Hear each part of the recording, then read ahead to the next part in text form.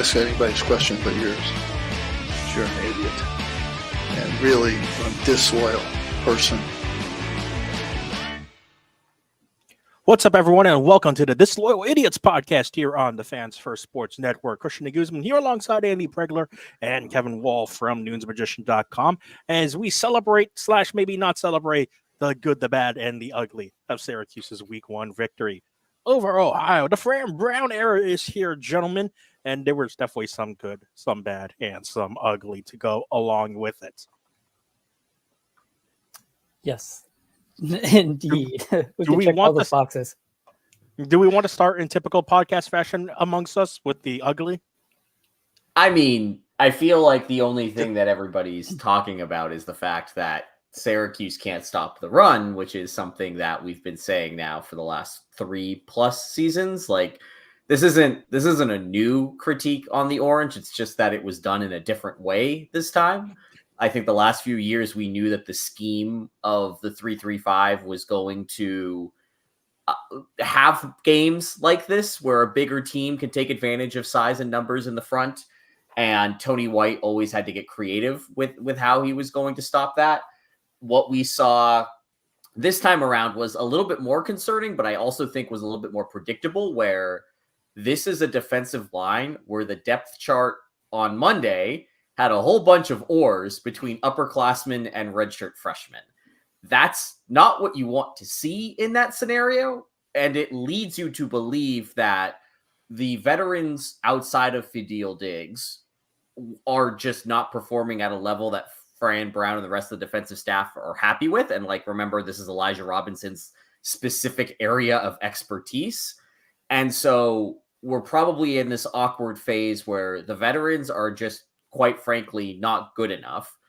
And the redshirt freshmen are too green and are probably going through that awkward transition of 3-3-5 front to a more traditional 4 downman front that requires size and strength and a whole lot of changing, where I think this unit will get better as the season goes on.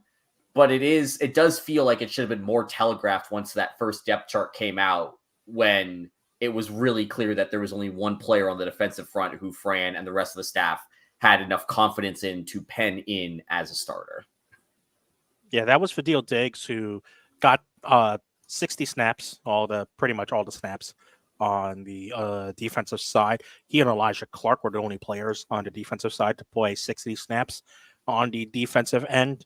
And then the next highest is in the 40s on the defensive side, with Kevin Jobity at 46, Deion Wilson at 40, and Dennis Jaquez at 41. So that's your initial front line, but you would like to have seen, Wilson, Jobity, and Jaquez maybe get in a bit more run than that, a bit more consistency than that, since you had, pretty much the backups the backup D tackles and Rashard Perry and Murad Watson, and then the backup to Jaquez and Chase Simmons. Which is what, Fran said he was going to do. He said he was going to rotate the line in and out. But, I mean, you don't want to see the backups in for almost a third of the snaps, I would say. No, and you also need the secondary to do a better job with tackling. I know a lot of the focus was on the line, but I think there were a lot of plays where the secondary was in position to stop guys at a 3 or 4 yard gain. And there were some pretty bad whiffs that turned into explosive plays for Ohio. And obviously with Georgia Tech coming in this week, that's got to get cleaned up real quickly. Yeah, when Fran Brown says that Haynes King reminds him of Vince Young, that's probably not a good sign to start off with. No. And I was concerned the entire time with Deuce Chestnut's just general physicality. This is I think a guy who we all have basically said he is going to be a starter on the defense, but that last season at LSU was not kind to him in any way, shape, or form. And I'm not saying that he's a bad player. We know what he can do when he's clicking. He was one of the best freshmen in the ACC, recognized as such, and was one of the best defensive backs in the ACC period that season. It's just kind of weird to see that there's clearly some fundamentals that need to be worked out with him. There's some confidence that probably needs to be rebuilt with him. and we're asking him to do all that while also learning a new position. And I don't think he's ever expected to be like a true run support safety, but that was the role that he was thrust into this game. And that is that was just a recipe for disaster that I feel like teams are now going to circle and say, like, this is the guy at the second level that we need to attack in the running game. Yeah, and Chestnut, like in coverage, was pretty good, 72 grade, but then the run defense at a 44 and a tackling grade of 39.2, according to the PFF numbers. And that wasn't even the worst, right, among the secondary guys, which is the scary part.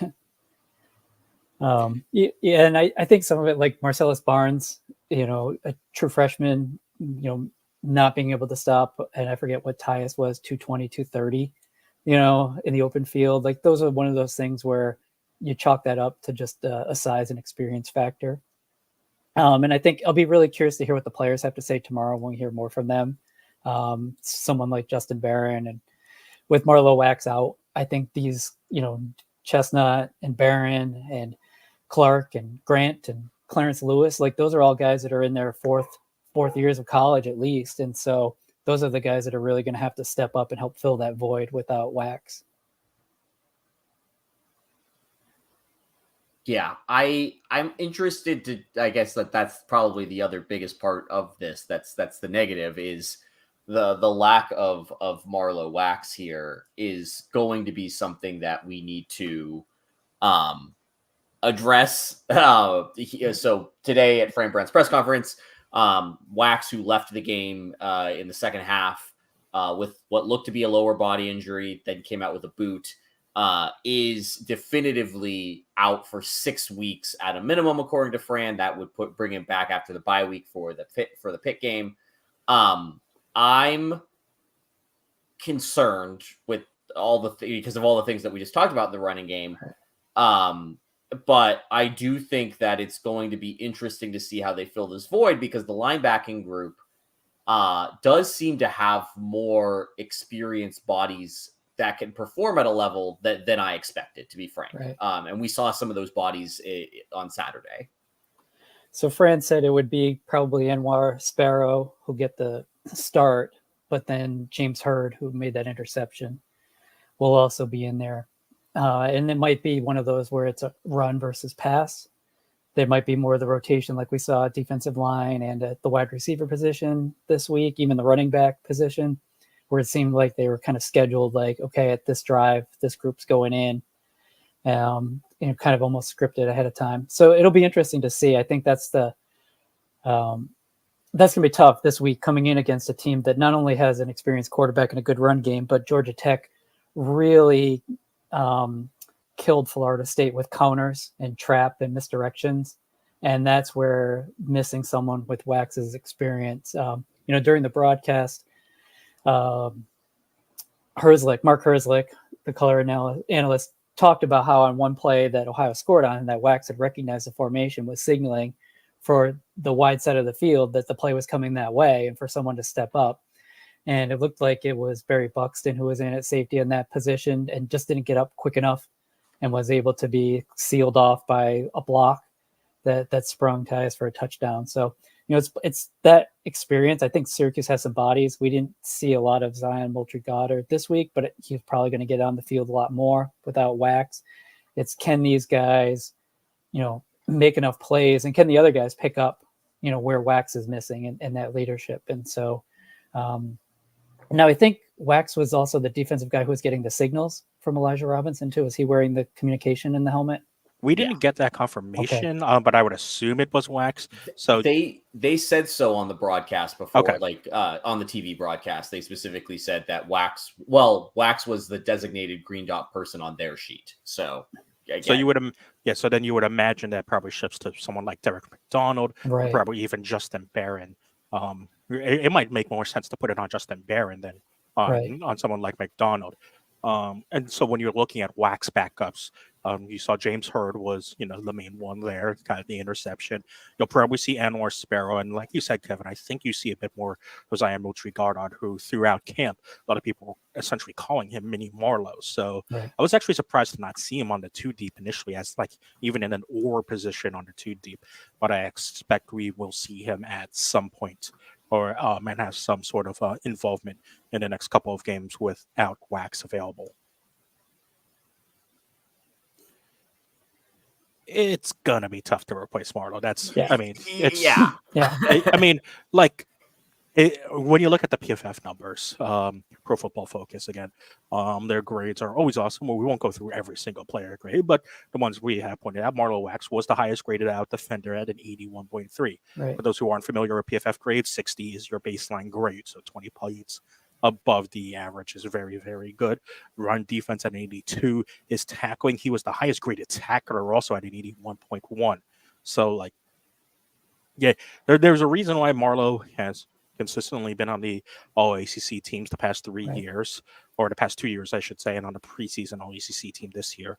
And while there's never a good time for an injury, like I saw this in our comments section on It's Magician, while there's never a good time for an injury, I guess if you wanted an injury to happen, that's not going to take too long of a time. This is probably the best stretch for it to happen Right. to Marlowe, since you do have essentially a double bye sandwiched in there, and between the injury weeks of the early week 3 and then the week 6 bye after the UNLV game. So there's time for him to recover and time for him to not miss too much time. And as we've seen from the Syracuse training staff in the offseason, they're pretty good at rehabbing injuries. Right. Yeah, we definitely saw that with a couple players this week. Yeah.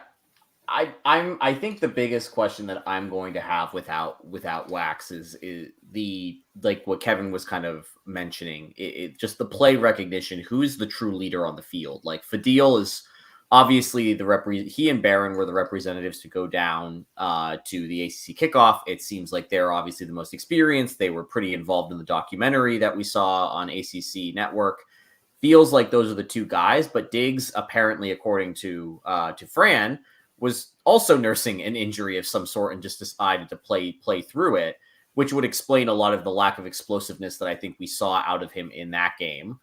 It does feel like this is Justin Barron's time to step up, and we've heard a lot about him all offseason. He's someone who admittedly was going to go into the transfer portal until Fran chatted with him. I think that's a nice story. I'm interested to see what the execution looks like, especially considering that he's probably going to be on the field the most. But we still don't exactly know what his role looks like in this defense. He was in coverage a little bit of the time. He was in run support a little bit of the time. It does feel it almost, like, not trying to like put lipstick on a pig here, but it does feel like if you're Elijah Robinson, you now have an opportunity to get really creative with the defense because you have such a deep secondary room. Do you just move Barron to linebacker full-time schematically? Yes. This is what we even talked about this last year, where Barron's probably is a better linebacker. Right. And again, I'm not like advocating for it here. If anything, I'm advocating for more like, throw it on a look a couple of times, like cause some chaos on the defensive side of the ball if you know Barron is going to be green dot on the field every play. And I just think that, again, Georgia Tech might not be the right opponent to take advantage of this. Like, they just want to kind of line up and run the ball on you. But other opponents in this absence, that does seem like some interesting schematic opportunities here. Yeah, and I don't know if Barron will necessarily change positions this week, but he could be the guy that's the spy on King. The role that Wax has played in the past with running quarterbacks, of just kind of hanging out in the middle of the field, eyes on the quarterback, making sure if they take off that they're kind of mirroring them. He's got to do a better job with pursuit angles if he's in that role all the time. Oh my God. I think that's, the one piece where I think when you talk about why, someone that was looking at why wasn't he mentioned as far as the draft, when we talked about draft prospects next year. And I really just think that's one of the things that he needs to improve on. If he certainly gives you a unique athletic skill set on the defensive end, but he's got to be in better positions. And I think he would admit that. And when he gets there, he can make plays. It's just where he gets caught up is, he's not fast enough to take the step the wrong way and recover against, Division I athletes, top athletes. So it's going to be an interesting thing to see what Robinson does. I feel like the defense we played last weekend was very interesting in terms of it. We kind of seen that they were going to run the ball, didn't seem to respect their quarterback throwing the ball.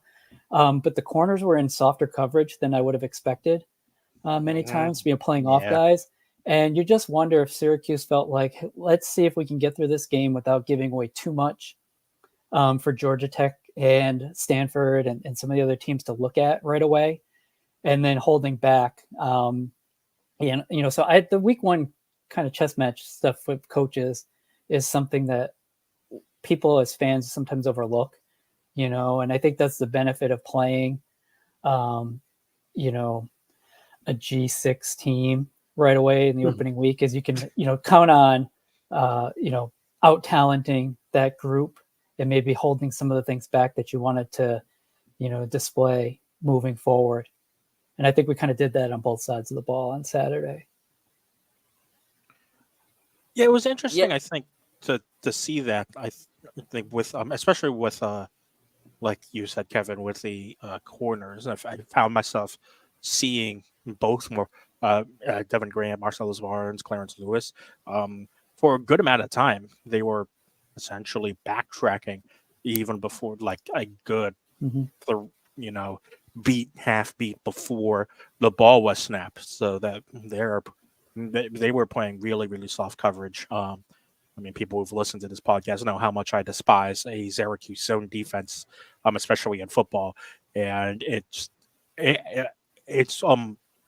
against Ohio, it didn't end up really hurting them because, like you said, Kevin, it didn't seem like Syracuse really respected Ohio's quarterback, Parker Navarro, to really throw the ball. And in many cases, that was essentially the correct move, but there were times where they completely disrespected him, which resulted in complete easy completions. Syracuse did have to play for the run.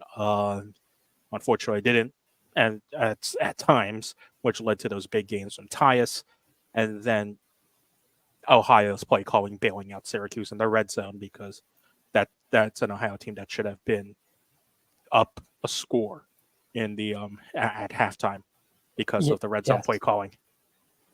Agree. And I think that's the good sign of the defense is play calling aside, the defense really stepped up in those situations.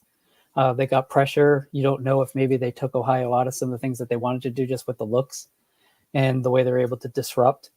So that's different than we've seen in the past, where it feels like if a team got close to the end zone against Syracuse, it was inevitable that they were going to find a way to score. And I think that's scenario at the end of the first half is something that I really would love to dive into with it, because I think that was really telling for Fran Brown's first game as what kind of head coach he's going to be. Yeah, it was really refreshing, honestly, because I think Syracuse fans are so accustomed to a coach just not spending those timeouts in a situation where he realized he could spend those timeouts to save some clock and go for a 2-for-1 scenario with the ball returning to him after halftime. Yeah, and I think that's also is a great segue moment, because I don't think you do that. I'll defend Dino to this extent. I don't think Dino was as aggressive because of the quarterback that you're asking to do that. Right. Again, like you don't like helicopters? I was gonna say, like, I'm glad to dust off the Garrett Schrader overrated hat from last year and like put it on my head one last time here. Like, you can't expect any kind of quarterback that Dino had post Eric Dungy to get down the field for a touchdown drive in 46 seconds. Like, that was just not the MO of any offense that we've had the last few years. And so I would have rather seen more aggression in those situations. But I also understand the idea of saying, like, why would I put my offense in a position where they're more likely to make a mistake than to actually succeed? And then just opting to go super conservative that way. And what I do think is the biggest difference here, and I kind of talked about this in my Substack article, I have to take a giant mea culpa on Kyle McCord here. I did not think that you could plug and play Kyle McCord in this offense and have it be as good as it looked yesterday. But I think a lot of that is because of the weapons. Like, Kyle McCord is kind of the thing that you insert in a good situation, and he'll make it a great situation. And I think that we really undersold the loss of Trebor Pena. Yeah. And the fact that Kyle McCord afterwards basically was like, if you're going to line up in man coverage, I'm going to hit Trebor open, says a lot about the trust that Kyle McCord has. I think the decisions that Fran Brown made shows the trust that he has in Kyle McCord. The offensive side of the ball had more questions coming into this game. And coming out of it, I have almost zero questions about this side of the ball whatsoever now. Like, it is what it is. I don't think it's like the best offense in the ACC, but I think it's a very good offense that is going to do something that we haven't seen since the Ryan Nassib era, which is be incredibly efficient and still have the ability to be explosive. I mean, look at McCord's numbers, 27 for 39. Well, first of all, when's the last time that Syracuse quarterback threw almost 40 times in the game? Yeah, exactly. 350 yards, 4 touchdowns, both career highs for McCord.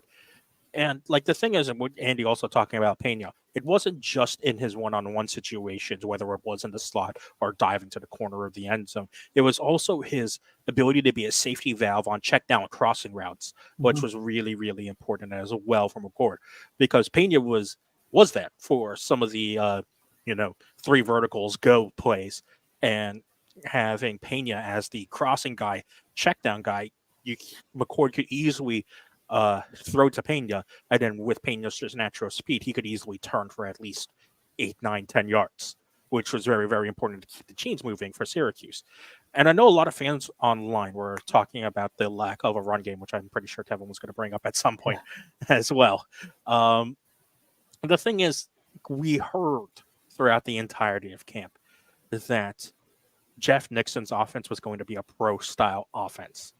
And what is pro-style offense in the NFL right now? Unless you have a Derrick Henry or a Christian McCaffrey, it's a pass-first offense. That's what modern-day pro-style offense has been. Jeff Nixon has been in the NFL, even though he's spent his dues and spent a long time in college football. He's been in the NFL for quite a few years now, and so he knows what a pro-style NFL offense is supposed to look like. And given the receiving weapons that he has in that room, it would be stupid not to use them to his fullest extent. Even the guys lower down on the depth chart, like we didn't see Umari Hatcher get targeted as much, but like he's still there when you need him on a deep ball route. Jackson Meeks, when he rotated in, was fine and excellent. Zeed Haynes, once he pulled his body off the floor because he got crushed in the second quarter, was great. And then you have Gadsden and Pena as your safety valves. It's stupid not to use them more often because they're so explosive. So, yeah, and I think what I was going to say is that looked like a modern offense to me, especially an offense that plays in a dome stadium. Right? Because what Syracuse did, and I think what was interesting is, without the all-22 view, the touchdowns to Gadsden and Pena in the first half seemed to be well-designed, like route trees. Gadsden somehow was wide open on the sideline. And I wasn't sure how he was able to get down the sideline and score without getting pushed out. But then that play, you're talking about one last shot at the end zone, and to get Pena one-on-one on a corner route, and McCord throwing from the opposite hash. It was reminiscent to Schrader to Gadsden against Purdue a couple years ago. And I thought that was encouraging. The other part is, I'll get into it tomorrow with the look at the first down offense, but the running game really took over in the second half. And there were a couple things where LaQuinn Allen was able to get runs up the middle when Max Mang came in and sort of blocked down on the interior and really added that extra dimension. Dan Villari. So there were some 2 tight end sets that Syracuse ran out there without making a big deal or notice to it, because guys weren't lined up in the backfield with Allen. But the way they used that blocking setup, really sprung him up the middle. And I think the run and the kept Ohio from playing the pass. And it's kind of a pick your poison. And that's what I liked is we saw a rotation. You mentioned all the receivers that we saw. Gill was targeted deep a couple times. Meeks was targeted deep. Haynes made a great catch on it when he was interfered. if you take away that one sort of really questionable holding call on Savion Washington, Syracuse scores over 40 points. And so I found the comments about the run game really interesting. I mean, yeah, some of the runs didn't go for much, but I think what it did was it kept Ohio from sitting on the pass. And I really find it hard to argue with a team that was that efficient, especially when they ran 4 total plays in the first quarter. 4. You know what it is, Kevin? I think this fan base is so used to Eric Dungy and Garrett Schrader that they forgot what Ryan Nassib is like. Right. Yeah, you mentioned it. Both of you said like pro style offense. One of the things that I think is very, I got this because I was watching the Georgia game in the lead up to this. Watching an efficient offense can be really boring because all they're doing is consistently taking like the 6 or 7 yard option every time. Like, yeah, they might run for like 1 or 2 yards, but hey, the next play is 6 or 7 yards. Play after that is 6 or 7 yards. You're moving the chains with consistency. And you're just wearing the defense down to the point that you then take that shot play when the defense is lulled to sleep. And I think that it is one of the things that I love about this team. And again, we're going to be on the hunt for all 22 film so much because Trebor Pena and Aronde Gadsden essentially play the same position of inside receiver. And all Syracuse is going to do is say like, okay, what bad matchup will you give us on one of these guys? Because either you're going to play man on Pena and he clearly can make those quick cuts and get those 5 or 6 yard routes, or you're going to put a linebacker on him and then they're going to send him deep on a wheel route where your safety is going to be at a bad angle. And now we know that McCord can make that tight throw where he's covered, but he's not covered well, make the throw. Or Aronde, where it's a situation of, well, we have to put someone lighter on him. And then Aronde will just use his size to create the catch. Or again, you do the same thing, put a linebacker on him, and then he's just going to burn you down the line. And so again, you force teams to start playing zones, which then allow for, okay, I'm just going to hand it off to LeQuint. We've got our 2 tight ends in the backfield. Like, we'll run it up the middle on the soft zone coverage on you guys and get 5 or 6 that way. Like, I don't want to call this offense boring because it's going to score a lot of points. I just don't think that, like, I think, Christian, you hit the nail on the head. Like, we're just not going to see that jaw-dropping play with as much consistency as we saw in the past because we don't need to do that anymore in order to move the ball down the field. Yeah, exactly. Two points. One, so many Syracuse scoring drives in the past have been because there has been a 40, 50, 60-yard play in said drive to help Syracuse move the chains. And second of all, that methodical drive where the chains just get moved every 2 or 3 plays and then a 20-yard play puts the team in the red zone. Guess what? That's what Syracuse's defense has had to play for the past 8-9 years. Right. And so, like, that's exactly what has doomed the Syracuse defense before. And now this is what you get to see on the opposite side of the ball is how the Syracuse defense gets tired. In the past, it's that methodical of, okay, let's take our save options and just keep the ball moving downfield instead of looking for the forced heavy shot, which is at times what we saw in that first drive, which is why that first drive fizzled out in a 3-and-out because McCord was trying to force it. Right. And then when he stopped trying to force it and just look for the option that was just going to for sure move the ball down the field, that's what that Syracuse offense is. And honestly, it's going to work. I just like I'm looking at the scoring summary on ESPN's app where he kind of has all the rolled up plays.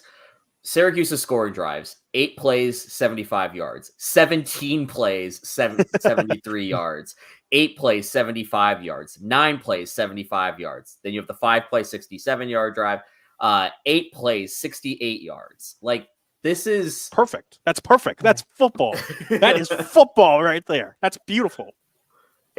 It's just wild, and I think, Kevin, you're like itching to talk about how good Kyle McCord is here, but like, this is what a field general quarterback looks like, and it really has been a while since we've had one of those here.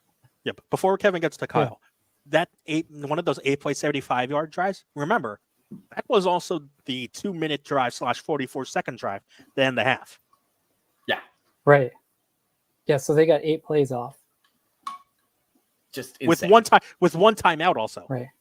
And you know, in 44 there was seconds. in those 8 plays, you had spike the clock, and the first play was there was nothing there, and he took a check down to LaQuinn Allen, which was no gain, but he threw it to him while he was out on the sideline, so he was able to get out of bounds. And you didn't have to use your timeout right away. And so I think that was the interesting part about that whole scenario to me was Syracuse was up 10-6, Ohio's inside the 10. I have never seen a Syracuse coach, and been watching Syracuse football for 30 plus years. And so it's not just Dino Babers. It goes back to Pasqualoni and Coach Mack when they had those high-powered teams.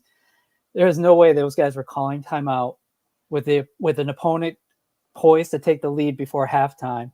And then if they did hold to a field goal and it was 10-9, there was no way they were that aggressive with 44 seconds left in the opening game, starting on their own 25. It would have been, maybe there was a pass or a run on the first play, and if they got 20 yards, they would be aggressive. But if they would have thrown that check down for a yard, they would have been like, run the ball on second down, make them call their timeout, keep the ball on something safe on third down, and then kick it away and start the second half with the ball. And so I think that just showed to me, I think you saw a better McCord than people expected. I think you saw a couple glimpses of what Ohio State fans cautioned you about. You know, the first play, it seemed like he was pre-programmed. Here's where the ball is going to go. And he threw it that route, even though Allen, I think that combination didn't work. It seemed like Allen ran his defender too close to the comeback route. And a couple times where he was pressured and you could tell like he's not comfortable. No. But he got a little bit better. He moved around a little bit. He really didn't force much after that first drive. Like he threw that one interception, but that was basically a punt, as it was. And so, and it was after the Savion Phantom holding call. Yeah. And so, I mean, you're talking about that play doesn't get called back. I think it was a 40-something yard completion to Gadsden. He's pushing 400 yards. And so, we talk about Ryan Nassib. It did remind me of that Nate Hackett, Doug Marrone offense that year where it was, they had Alec Lemon and Marcus Sales on the outside, but they weren't afraid to use, Nick Provo at tight end, running the ball with DeLon Carter and Jerome Smith. Like they weren't afraid to take some shots with some guys when they came up, but the idea was the game plan was going to constantly rotate. I remember, if people remember that year's team when they played West Virginia couldn't cover the tight end, and Provo and David Stevens, who didn't do a lot offensively in that team catching the ball, I think they combined for 3 touchdowns that game. And they had identified that West Virginia was going to try and cover those guys with linebackers and they could beat them. And I got the feeling that's what we're going to see this year. And that you'll see throws to Villari, you'll see some different formations moving forward. But, when Will Nixon was in there, he was running and catching, like the rotating guys. And I think that's what is going to keep them a little bit more unpredictable. And if teams are going to put 2 guys on a run to Gadsden, then you might see games where Zede Haynes just has a field day on the outside in single coverage. And, Pena's breakout this week is going to mean that teams are going to be looking to bracket him on coverage. And so does that mean then you're putting a slower linebacker on LaQuinn Allen because you're using your safeties on Pena and Gadsden? And then, good luck with that, So I'm real curious to see how each week goes. I was pleasantly surprised with both McCord and Nixon. Wasn't sure what we were going to expect, but I really felt like Syracuse took what the defense was willing to give them. They didn't come out and say, well, we're determined to run the ball. You talked about Georgia, compare that to Clemson, who seemed like, well, we're going to come out here and just going to dink and dunk and we're going to do all this stuff. And just wasn't going to work against Georgia. Like, I think the fact that, after that first quarter, which was that's a complete disaster, like 4 plays in a quarter, like that is not how you want to start a season. And yet Syracuse still scored 38 points because it was like, okay, well, this is what they're doing and this is what they're going to give us. And let's just go for it. And that's a really positive sign. As much as people focus on the negative of the defense, I think not enough of our fan base is talking about just what the offense did in those last 3 quarters. You know what Fran Brown didn't have on the sidelines? He didn't have like a cool coach's jacket on him. He did not. No. You know where you can get like a cool like classic or retro coach's jacket? I do. Andy, where, Andy? Home Field Apparel has a new selection of coaches' jackets. The last segment of their Can't Wait Till Kickoff is now available on homefieldapparel.com. There are over 50 schools represented in the Can't Miss Kickoff home coaches' jacket collection. And if you're looking for something a little bit warmer, you can go with their bomber jackets, which are also fantastic. If you're looking for t-shirts, hoodies, sweaters, you name it, they've got it. Home Field Apparel is your one-stop shop for all things Syracuse and wider college football apparel. Definitely want to take a page out of all of our books and add some Home Field Apparel to your life. If it is your first time ordering on Home Field Apparel, make sure you use promo code NUNES24, NUNES24 for 15% off your first order at Home Field Apparel. That's promo code NUNES, NUNES24 for 15% off your first order. Home Field does have hats, and I want to talk about Fran Brown specifically. One of the things that just like as a man was a very sweaty head himself, Fran, man, you cannot wear gray. That's just a rule. It's one that I've had to learn the hard way. I can't wear light colored hats. I can't wear gray hats. They have to be a very solid dark color because man, that sweat stain is gonna sneak up on you. What was with that first hat too? It was like gray with like blue Syracuse. It was just bland. It was didn't fit Fran's personality. Didn't have any swag. Like it felt like one of those like old cross country or rowing hats that you just like have on because like this is gonna get messed up in the rain, so you just throw it on to have the branding on. But at least he wasn't afraid to switch it up. But that's a first. I have not seen a coat. We've seen like maybe like a shirt, especially an outdoor game as weather conditions change. But we had our first like mid-game hat switch. I mean, just a crucial hat switch at halftime. It's incredible. We have tracked less important uniform things before in the past. Like this, we have to see what happens with the Georgia Tech game before we can start identifying this as a trend. But Fran, I'm just telling you, buddy, there are better hats to wear than a gray one. I'll push back on that. We've tracked less important. We've tracked very important statistics. And this site is you guys are usually analytics proponents, so I don't want you to dismiss the power of the fashion analytics. I know we didn't quite get to this in Fran's press conferences, mainly just because he has very, very limited time in his press conferences for good reason. But we do have to start at some point a suit tracker for the quad walk, because boy did they look sharp, and it'll be interesting to see if they keep those same ones or switch it up from time to time during the quad walk. I think it'll be the same because they said those were all custom fitted, and they all have a special, like they all have messages on the interior lining. If they have different suits for every home game, I would say our NIL program is doing a lot better than John Wildhack is letting on. Because one suit was, for the whole team to have custom suits, like, okay. But then if they start with multiple, then we're doing better than he's telling us. So, but that was a great look. It was pretty sharp.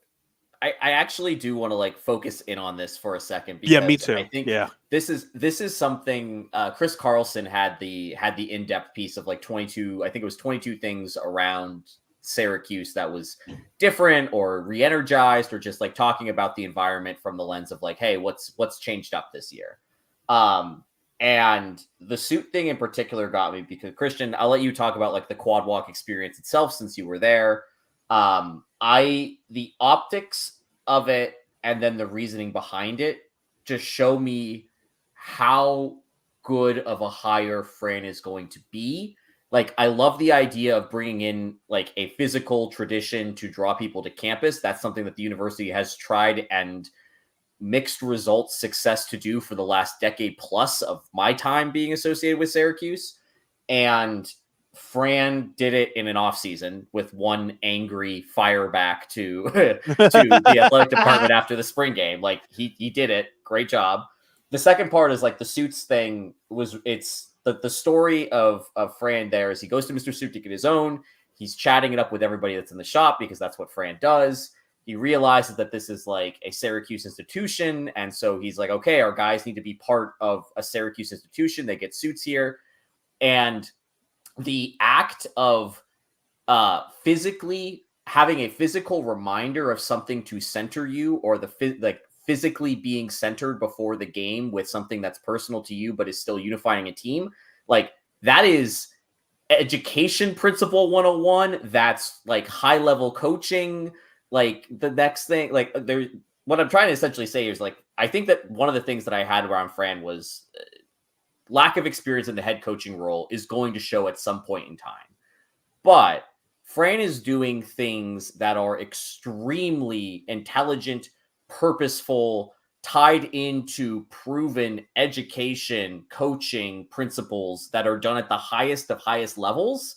And he's doing that in his first ever job. And again, we saw some of this with him being really open that he's reading coaching manuals the night before games. Like, he is putting in the work to learn how to do this, but he's implementing these things at a level that previous head coaches with head coaching experience were really hesitant to do because of the corniness that it may invoke, because of the quote unquote new modern approaches that, like, of education and coaching that are kind of merging together that some old school coaches don't necessarily love. But for me, like, I'm looking at this like as somebody who reads a lot of coaching books for like business and work purposes.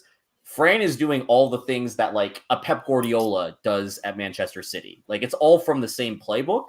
And to implement that in his first ever head coaching job is something that, like, I need to give him all the kudos in the world for, because that was not the expectation that I had. Do you think he has a binder? I mean, because Probably. this is very similar to Doug Marrone when he came in as a first-time head coach. He had a plan of how he would run a program. He had taken from Jim Tressel. He had taken from his days with Coach Mack. He had taken from Sean Payton, and then he had his own sort of spin on it. And I think they're watching the quad walk, which is something Syracuse tried to do at that time too. Syracuse didn't have everybody on the team with the same suit, but I do believe that they had a dress code and a travel code, which was more formal than what you would see a Jim Boeheim team when they travel on the road wearing. And so I think there are a lot of old school principles with Fran with a new modern approach to it, which I think is really telling. It just shows that when he talks about preparing for this, like, he is, but that's just not words. Like, he's showing you, like, no, he has really thought all of these things out. When he got his shot at a program, this is how he would run it. It's impressive. And I think it's also impressive because it shows that he is, trying to actually build something out of this program. And what I talked about a lot with Carson Fowler, one of our writers at Noons, is that quad walk, first of all, was really special. To feel the energy of everyone in that quad walk. And I was at the very beginning of it, so I couldn't even tell you what it felt like towards the middle, near where the band was. I was right where the first turn was, to capture the energy. And the energy just there in general was incredible. And even though it's going to be an earlier game, I can only imagine how much amplified that might be for the next quad walk that's going to happen, obviously, on Saturday against Georgia Tech.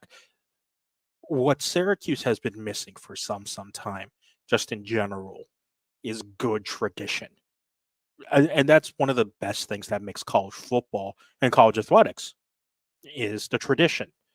And the only thing that you could really call tradition-wise for Syracuse that, like, could unite fans, honestly, is stand and clap, probably, for basketball. And, like, that's it. Like, there's not great tradition for football. Like, lacrosse has 22. It's tough to see it for some of the other, programs as well. But, like, when you look at all of the successful programs just across the country, there are tied traditions that fans rally around and that excites fans for a game day to participate in quote unquote said traditions. So starting something like a quad walk, eventually maybe adding more things into the pregame experience and to like the entrance experience is only going to help unite Syracuse fans more and get more butts into the dome. So what I'm curious to see is you're going to get a bigger crowd for the quad walk, and that's about 2 hours before kickoff. Is what does Syracuse do to keep that energy up for 2 hours? Because you can't just have people standing around the quad. You can't send them into a dome when the team is just walking in and then going to go change and then come out and warm up. So I think the next challenge is like, I know the quad's already pretty full, is can the band perform for a good portion? Do you have to think of some other ways to bring in entertainment? I know they talked about there'll be screens to watch other games. Well, that's not going to work when you have a noon kick because there's no one. You could watch game day, but like people aren't going to stand around on the quad for an hour to listen to Pat McAfee and Nick Saban joke around. So I think that's the piece. Like if you're making the quad walk special, but like you want someone, like you don't want fans to come up, the team walks by and then they go, all right, let's go back down to our parking lot, to our own tailgate. And then, make their way up the dome. Like, how do you get the students there? Like, what ways can you keep that energy going from the time that the team walks through to the time of opening kickoff? Yeah, I think that there's, not to go completely off the rails here, but Duke football's experimenting with this a lot. Like they're bringing in DJs who are performing in the Raleigh-Durham area and bringing them through Duke football and basically paying them to do a gig at the pregame tailgates. I think that's a really obvious Syracuse connection right there, where it doesn't have to be a huge name, but some kind of music act, some kind of high energy activity that's happening on the quad that's passive enough where you don't have to actively participate is a win. I think that there's also plenty of opportunities here with the new dome and the fact that, again, this is something that I'll experience when I go up for the Stanford game. It seems like they've done a lot of work on the dome inside to make it a better place to be. Finding ways of moving people into the dome earlier is going to be another huge part of that equation as well. I know some people complain about the sound. I still think that I think it's a better way. I think the sound wise, I think you can understand the PA better personally. I think that you can understand whoever's like on the loudspeaker, whether it's the in-host guy or it's the PA. You can understand those guys a lot better, whether it's a pre-recorded video on the video board. And when the loud situations called for it, that place was loud, and it was still 5,000 short of capacity, which was great to see. So I think, Andy, you touched on the Duke idea with music, but I know SU has teams that do autographs and sign, but I think you've got to engage, like you've got to get Felicia to get Jack, and Adrian Autry, and some of it's great to have volleyball and women's soccer or ice hockey out there to sign for the kids and sign posters, and those teams should be able to promote, but they're not going to draw, your fans away from the Marshall Street lots and some of the other things. There's some combinations and there's some things that you can do in-house, whether it's, playing music, whether it's having legends doing signings, whether it's some sort of trivia where you've got giveaways. Like these are, great ways to kind of leverage and build interest. You can give people some merch, you can give them discounts, some food coupons, like anything that you can do to get people up, at least until they finish building that victory court entrance where you have more space to bring people inside. And I think the hope is as the weather's turning, that'll be ready to be opened and you'll have more, but take advantage of these fall afternoons when people want to be outside and want to be on the quad and figure out ways to keep them so that when they do get in the dome, they're really revved up still, when that kickoff comes. Especially with now it being a noon kickoff, which doesn't help matters, but you don't have the fair in town now. So how is that going to feel? Yeah. A noon kick against Georgia Tech is going to be a real big test on the momentum of week one, I think, in a way that is really interesting, all things considered. Yeah. I think one of the other Fran Brown topics that we touched on his, different type of mentality with aggression in the coaching space. We talked about like the different things he's doing with the program off the field. I think like the last thing that is really refreshing from him is just his general candor so far in press conferences. I'm not like, look, did not change the depth chart from week 1 to week 2 when we know there's going to be changes in the depth chart from week 1 to week 2. He's still a football coach. He's still got that football coach mentality.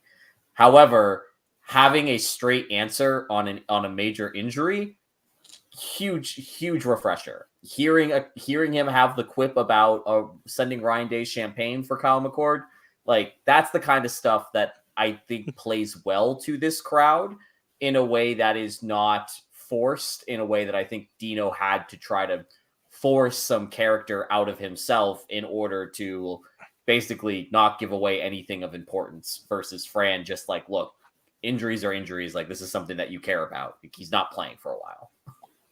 Well, the Ryan Day quip, and then he also had the comment about like self-check, like that he was too aggressive. He basically said he's going to leave that stuff for practice, like demonstrative to players, and like, doing too much. Like he wants to engage with the players, but realizing like the cameras are on him. And so this is now like at a practice where he wants to be in someone's face, or he wants to be really like emotional on the sidelines, constantly like finding that balance. And I think, when we talk about playing it well, like the most popular coach in Syracuse history, Jim Boeheim, and why did people love him? His candor, he would crack jokes at whoever, including himself. And he also embraced that sort of Central New York mentality where we can make fun of ourselves, but you can't make fun of us. And so when you get that sense from Fran Brown, like, he might take a couple shots, but like, that little dig at Ryan Day is like, thanks for saying this guy wasn't good enough for you, because we're happy to have him here. And I think that plays well with also recruits, because now your coach is like, he's not looking at you as, well, you weren't good enough for this higher level, but Syracuse, we're not as good, so you have a place here. It's more like, hey, they didn't recognize what you could bring. Come to Syracuse. We're a place that's going to find what you do best and maximize that talent. We're not going to tell you what you can't do. We're going to show you what you can do and bring more out of you. Bro, the amount of recruits that were there on week 1, the sideline. Christian, can you talk about this? Because this was something that I did not realize, just as somebody who's not on Twitter as much anymore or at all, like I missed all of the recruit stuff that was happening.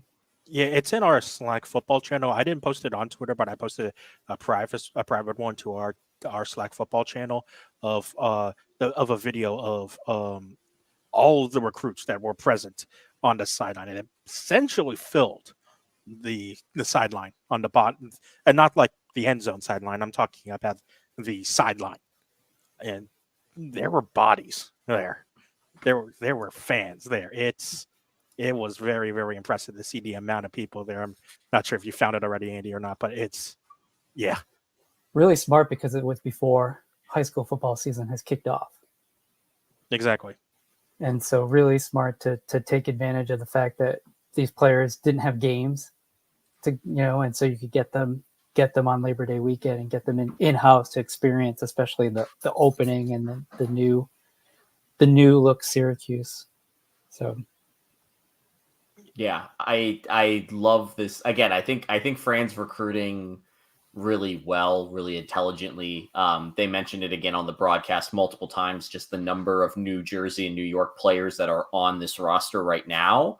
And I do feel like Fran was really intentional about the transfers that he brought in, obviously because he could, but that graphic is going to continually play all throughout Syracuse's season. And I do think that I this is, again, cart before the horse here, but I'm really intrigued. The lead up to that Penn State game that we have in a few years, I feel like Fran is going to start positioning like the Syracuse revenge tour through the Northeast. Not saying that a home and home with Rutgers is the smartest decision to make. We've seen how that blows up in our face. It does feel, though, as if Fran wants to put the label on Syracuse as the Northeast's team.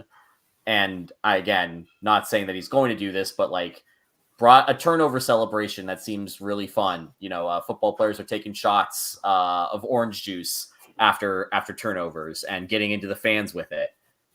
Interested to see if he does something with Boston College. Like, does the Orange Eagle Trophy make a return? Probably not, but like feels like Fran's going to try to make that into something based off of who he is trying to speak to in all of these recruits and high school coaches throughout New Jersey and the DMV area. I don't think a series with Rutgers is the worst thing in the world for Syracuse. Probably gain more than playing UConn so often. God, yeah. Because if you are going to recruit New Jersey, playing those games are important. It's basketball, like Syracuse Georgetown, rekindling the rivalry is good for a lot of fans, but it's also good if you're going to recruit in the DMV area. So that's good. And I think the other part that's interesting I want to touch on is I know people got concerned when the 2026 four-star kids from Florida decommitted. I would just pay attention to the head coach at Florida, who may not be the head coach of Florida in 2 years. And so maybe the fact that Syracuse two lost years, those you're guys, being very kind. Kind, Kevin. Ben Sass kind of ruined their budget, so they might have to roll with Billy Napier a little longer till they can get financially sound at the university. But those 2026 kids who were impressed by Gainesville may be reopening their commitment sooner than later because the guy they're committing to won't be around. It's not, again, I think Fran is really good at this, and I do not doubt that things are going to be good. Last 5 minutes of the show, we've kind of hit on the Georgia Tech game. Noon kickoff this Saturday, game on ACC Network. So again, this is your Monday reminder. This game is on a TV network that's really hard to access, and you cannot just go on ESPN and watch it. You need to figure out how to get on ESPN Network or ACC Network. Georgia Tech's going to run the ball at us a lot. No, really. Until we stop it. I don't know if, like, it feels really silly to say that a game preview is just, if we stop the run, we're probably going to be okay. And if we can't stop the run, like, this game's going to be whoever has the ball last. But that's pretty much what everybody is saying and feeling. And that just feels right now. Yeah. Yeah, I would agree. I think it's odd that we have it's so easy for a game preview wise, because, and it's a lot to go to what Kevin said earlier. It's that you don't really need to worry too much. And I think Andy said this as well. You don't really need to worry too much about this offense. There doesn't seem to be a very, very low floor for this offense. Now, you could argue in the same way that the ceiling doesn't seem very, very high, but all in total, you know what you're going to get from this offense. You know what you're going to get is something that Dino wanted forever. And I think what you're going to get from this offense is a consistently good offense. Now you've got to see what the defense is going to show you. Yeah, I think this one plays out to cliche, but turnovers and special teams. Like, I think these teams are really closely matched. Georgia Tech opened as a 3-point favorite. So, I think a lot of that's based on what they did to Florida State. And so rightly so, I think they showed that they've got a strong interior on both sides of the ball. But it's one of those questions, like, they're also not built to catch up. And so if you're a Syracuse team, if you can spring out to a 2-score lead in the first quarter and really get that crowd behind you, can you force Georgia Tech to abandon what they want to do, which is to keep you off balance with a lot of runs and to run their quarterback? And on the flip side, if Georgia Tech can get a lead, then they can, play keep away. And so I think it's one of those games where the Orange have to obviously have a better start than what they did. But they've got to continue a good trend from last week, which was the defense got off the field on third downs and the offense stayed on the field on third downs. And we have not seen Syracuse do that in a long time, on both sides of the ball. Like, usually it's the defense can't get off the field and the offense can't convert. And so to see the reverse of that, you saw what happened. Like, as much as the defense struggled, like, when they needed to make plays in the red zone and stop third downs, they came through, and they're going to need to continue that. And the offense, I think, was 10 out of 16 on third and fourth downs conversions, which, you're doing that, like, you're deflating teams too. If you're getting those third and fours, like you said, Andy, you take those 6 or 7 yards And then you've got in your back pocket, like 3rd and 3, we don't stress it because we can run the ball, we can throw it to multiple people, pick up the first down, and then just keep things going. And so that's going to be something to watch. Yeah, I think that it's going to be, no matter what happens, this game's going to be really close. Like it is, like I'm just taking a look at right now, like based off of the money line, Vegas is basically saying that this is a 55-45 game. Like that's about as close as you're going to get in a game like this. So I do think that the most interesting thing to watch for is going to be who on Syracuse's defense does kind of take that step up. Is it Diggs? Is it Barron? Is it Deuce? Like, I feel like one of them has to kind of elevate their game to another level. And again, maybe the easy answer is Diggs because he'll be 1 week healthier, and that's all he needs. But I feel like those are the 3 guys that we're going to be really keyed in on once the game kicks off. Just stop the run, please. Yeah, really, really simple. Love when a game preview can be the final 5 minutes of a show. Yeah. It's been, and again, like we talked a lot about how like Syracuse new era and everything. This is really indicative of how much of a new era of Syracuse it is, where it really doesn't need to be too complicated about what Syracuse needs to do to improve, because not only is it obvious, great, yes, it's obvious, but there aren't too many areas in which it is quote unquote obvious. There are incremental areas where the other facets of the game could improve. Yes, no doubt about it. But will those incremental improvements ultimately end up winning you the game against Georgia Tech? Yeah, maybe, but probably not. You know the one area you know to really, really improve. Whereas in past previous Syracuse areas, it was like, okay, it's this part of the game and this part of the game and this part of the game. And, oh, guess what? The opposing team can attack all parts of those games easily.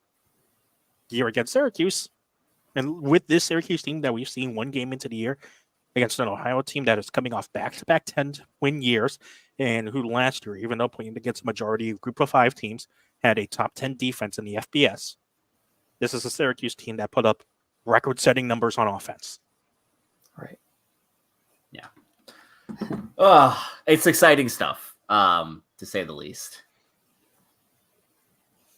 I was going to say, I think that we're at the hour mark. I feel like that pretty much covers it for this week's edition of Disloyal Idiots, all football talk. The rest of the sports season obviously is kicking off and getting underway. We'll probably spend more time talking about that once the football newness has worn off. But for now, we're going to enjoy talking about all things Fran and be on suit watch and hat watch for the all important fashion analytics. So thank you for joining us this week, Kevin. We really appreciate you jumping on. For Andy and Christian, thank you as always for listening. Make sure that you like and subscribe. Helps us trick the AI into expanding the Ottoman Empire. Thank you to our sponsors, Home Field Apparel. Reminder, promo code NUNES24, NUNES24 for 15% off your first order. Thank you to all of everybody over at Troy News is an Absolute Magician. Again, sister site of the show here, making sure that we can continue to get reach, and we appreciate all of you who find us through the News Magician universe. Christian and I will be back next Sunday night at 8 o'clock ish to talk about whatever happens in that Syracuse Georgia Tech game. I'm going to be in Atlanta all week. I will attempt to do some spying and try to figure out what type of running attack Brett Key will use. Spoiler, it's probably up the middle, but still going to try anyways. So for all of you out in Orange Nation, celebrate the victory, celebrate being 1-0. It's a good time to be an Orange fan. Go Orange. Go Orange. Go Orange.